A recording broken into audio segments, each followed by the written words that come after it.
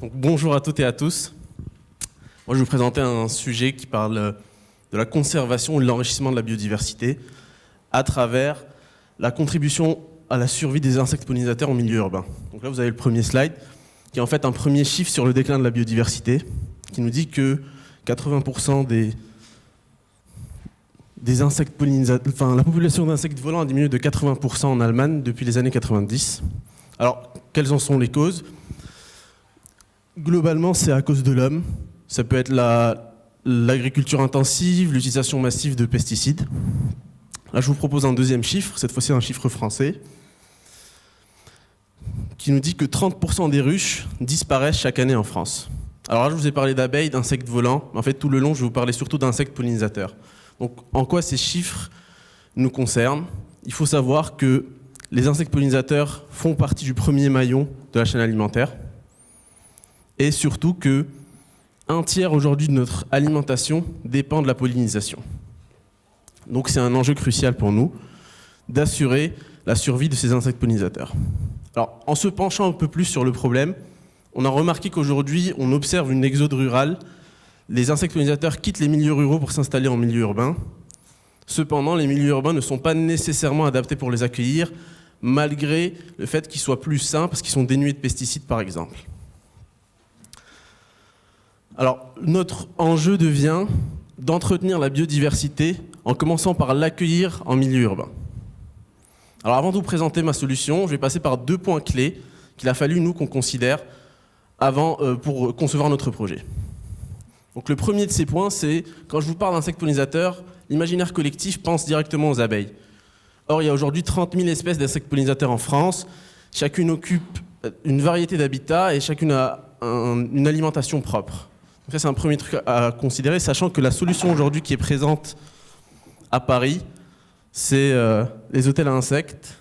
C'est bon. C'est les hôtels à insectes qui, eux, ne concernent que 30% des abeilles sauvages parmi tous les insectes pollinisateurs.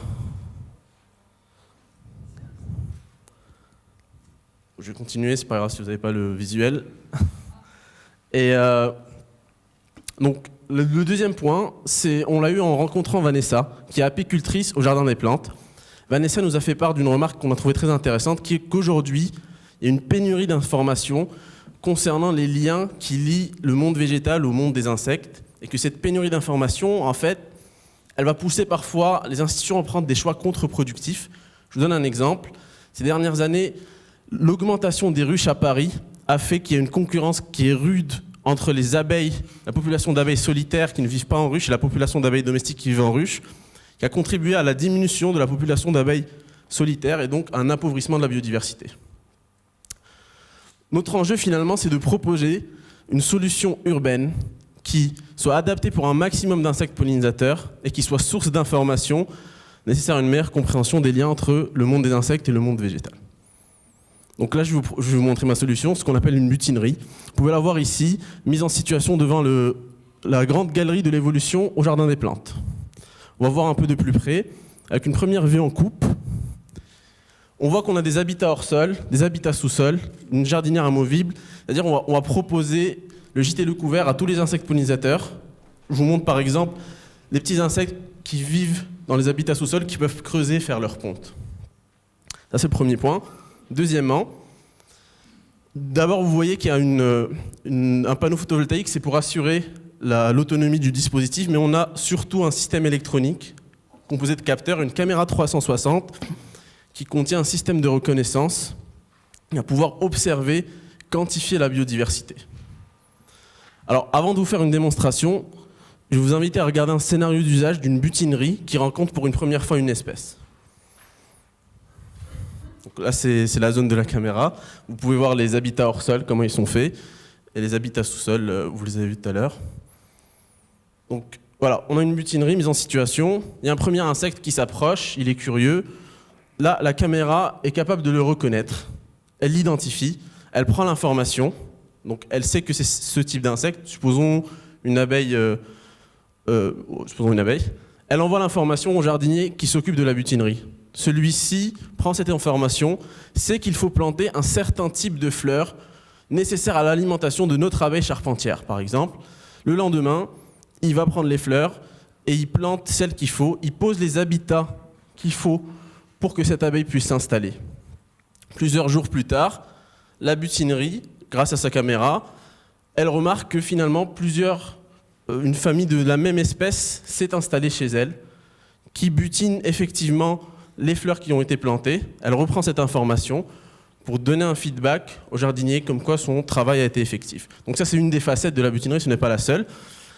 Ensuite, un petit détail, parce que ça nous a semblé important de sensibiliser la population. En fait, chaque butinerie contient aussi un QR code que les passants pourront scanner pour s'informer sur toutes les problématiques dont je vous parle.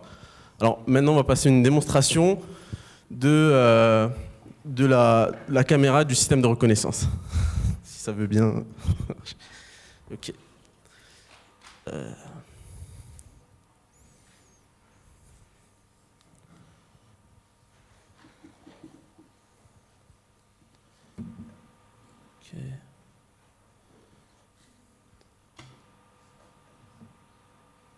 Ok, si tu peux le retourner.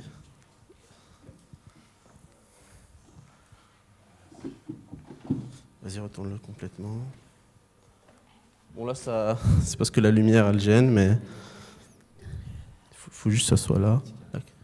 Non, la caméra doit être vers là. C'est bon. Ok. Tac. Ok. Donc, c'est pas grave. Là, c'est parce qu'il y a des couleurs et que le fond, il est fait sur un fond noir. Donc là, on a une mise en situation à peu près de là où la caméra 360 devrait être pour la butinerie. Et donc, si moi, ici, j'ai une Vanesse du Chardon qui est un type de papillon, si je le pose là et qui va butiner sur une fleur, l'algorithme est capable de le reconnaître. Donc l'idée, c'est... En fait, cet algorithme, c'est une implémentation de l'algorithme AR Cascade, et il est capable de reconnaître en s'entraînant sur 2 datasets. On a un premier dataset positif qui contient tout ce qu'il doit reconnaître, un deuxième dataset négatif, tout ce qu'il ne doit pas reconnaître. L'intelligence artificielle s'entraîne, et à la différence de ce que vous voyez, nous, on a choisi un compromis précision-vitesse qui est différent du compromis qu'on choisit normalement pour des reconnaissances sur vidéo, parce qu'on souhaite reconnaître l'espèce une fois qu'elle s'arrête pour butiner. Donc en fait, quand elle est entre-temps, c'est des moments où juste l'algorithme regarde mais ne s'intéresse pas, et l'algorithme capte l'information une fois que l'espèce s'arrête pour butiner. Donc pour finir, cette façon de récolter des données va nous permettre d'avoir un gros amas de données, et une des valeurs ajoutées de notre projet, c'est qu'on va pouvoir construire des banques de données, qu'on va les donner aux chercheurs. Parce on a eu des échanges avec plusieurs biologistes qui nous ont parlé d'un manque de données par rapport à la biodiversité, et aussi, par exemple, pour faire des études statistiques. Donc, tac. Bon, voilà, je vous présente rapidement l'équipe. Moi-même, Thibaut et Christelle qui sont designers. Et je vous remercie de m'avoir écouté. Merci à tous.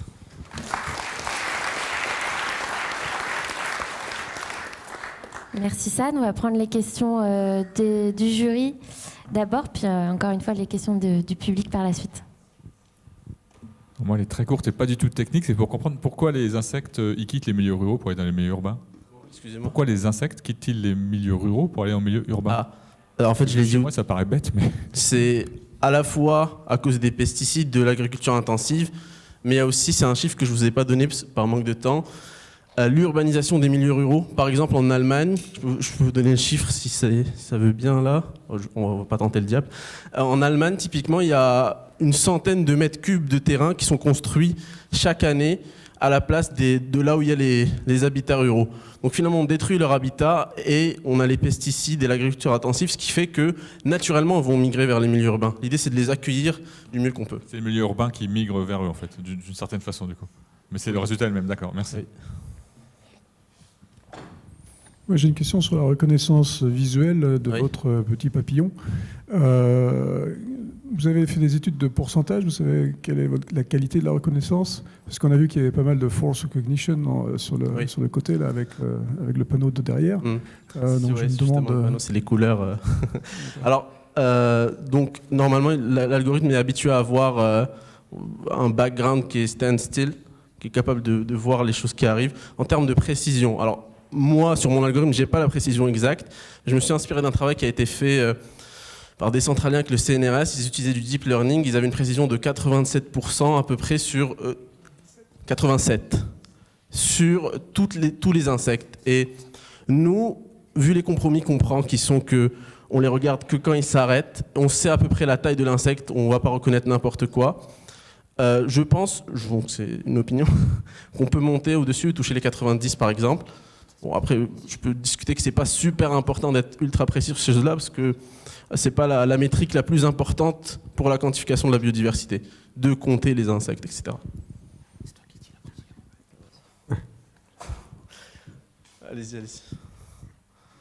J'ai une question. Alors c'est un use case en fait. Je suis originaire de Bretagne. J'ai eu des ruches par le passé. Il n'y a pas dans les terrains que j'ai, il n'y a pas de pesticides. Et par contre, il y a des frelons asiatiques. En fait, et les frelons asiatiques ont détruit toutes les ruches. Et la question que je me posais en voyant votre projet, je me dis c'est super intéressant parce que j'avais pensé à un truc similaire, mais un peu genre regard des étoiles. Mettre une caméra, ça c'est mon côté geek de l'extrême, mais ça c'était il y a très longtemps, donc je laisse la main aux jeunes. Mais de mettre une caméra sur la ruche pour détecter l'arrivée de frelons asiatiques, puisqu'il suffit de quelques frelons, il n'y a pas besoin de beaucoup pour détruire la ruche. Et de leur tirer dessus avec un laser ou avec n'importe quoi, mais histoire de vraiment faire le distinguo entre, sans être planté devant la ruche à faire le guet, de faire quelque chose qui soit qui permette de garder le patrimoine, on va dire, si on parle d'entreprise, si vous voulez, le patrimoine de l'entreprise, en détectant correctement et en mouvement, parce que les frelons arrivent. Et il faut pouvoir distinguer un frelon. Enfin, les frelons asiatiques sont plus gros quand même. Oui, c'est sur ce point-là que j'allais revenir, vu qu'ils sont gros. À l'arrêt, en fait, la reconnaissance de forme à l'arrêt. On entend les détecter à l'arrêt. C'est vrai que le frelon, il ne va pas nécessairement s'arrêter. Mais il y a aussi un truc qu'il faut savoir, c'est que la plupart des habitats hors sol, donc là où le frelon ira, le diamètre est assez petit. Donc le frelon ne va pas nécessairement pouvoir rentrer gêner les abeilles solitaires. Le frelon, comme vous l'avez dit, il s'intéresse plus aux ruches, etc. Après, j'entends votre idée et je pense qu'elle est intéressante. Nous, on a pensé au frelon, mais on n'a pas pensé à des méthodes pour... Je voulais décorer. Non, mais ça, après la méthode de tir, ça c'est un autre sujet, mais c'était la distinction entre en plein vol avec une ruche où il y a plein d'abeilles qui volent. Et il faut quand même pouvoir faire un distinguo sur pas mal de chiffres. Oui. Donc moi j'adore l'idée, hein, tout ce qui touche à technologie et environnement, le mélange est toujours super sympa. Mais vous en êtes où dans le développement de ça? Alors, vous avez un proto, vous l'avez mis en place quelque part? Alors, on n'a pas de prototype fonctionnel. C'est-à-dire, on a participé, comme Sophie a dit, au prix des années sciences. On a gagné un prix, c'est le prix Région Île-de-France qui est à peu près de 3 000 €. On commence finalement, parce que Thibaut et Christelle, ils viennent d'être diplômés. On commence finalement à réfléchir à un premier prototypage. Donc il n'est pas fait, parce que je suis d'accord avec vous, toutes les métriques, toutes les choses, on va les voir avec le prototype de comment il fonctionne, qu'est-ce qui fonctionne bien, qu'est-ce qui ne fonctionne pas bien. Pour l'instant, il n'y a pas de prototype fonctionnel, il n'y a pas de butinerie. D'accord. Vous avez une idée du prix d'un système comme ça? Comment ? Le prix, enfin, vous avez une petite idée du prix d'une butinerie? Ah oui. Donc j'ai un slide sur ça, mais on ne va pas le voir. Donc on pense, nous, si on est en période post-industrielle, c'est-à-dire que toute l'industrialisation est faite, on pense pouvoir proposer une butinerie entre 500 et 1000 €, sachant qu'on a aussi pensé à proposer plusieurs gammes de butineries. Donc c'est est-ce que vous voulez monter, etc. Mais le minimum c'est 500 au vu de la technologie qui est utilisée et aussi de l'entretien qu'il va falloir faire derrière quand on propose une butinerie. Mais pour compléter ce que vous voulez dire, au début, nous, on entend s'associer à l'État, aux collectivités locales, pour le proposer, par exemple, aux apiculteurs de jardin des plantes, etc. etc. Donc, Et j'ai une dernière question sur votre caméra 360. Oui. Comment vous allez gérer le contraste, la lumière, the glare? Parce que moi, j'ai mis des caméras dans mon jardin pour la sécurité. Quand le soleil est au mauvais endroit et qu'il y a du vent, c'est l'horreur. Alors là, c'est quelque chose de super intéressant. C'est que nous, avant de placer une butinerie, on fait comme un travail de veille 3 jours avant pour voir exactement. Donc d'abord, on construit la dataset sur laquelle l'IA s'entraîne ces 3 jours avant. Et ensuite, on essaie de régler tous ces problèmes-là. C'est-à-dire, l'avantage, c'est que si vous avez vu, les habitats hors sol sont là, les habitats sous-sol sont là, et la caméra est là. Donc elle est un peu elle reçoit pas directement les rayons de soleil, enfin, à un certain moment de la journée ici.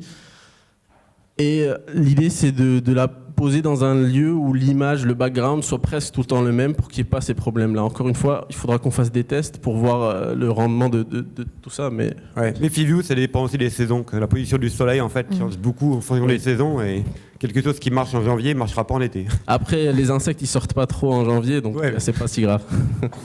Merci beaucoup, Sad. Merci beaucoup. On peut l'applaudir.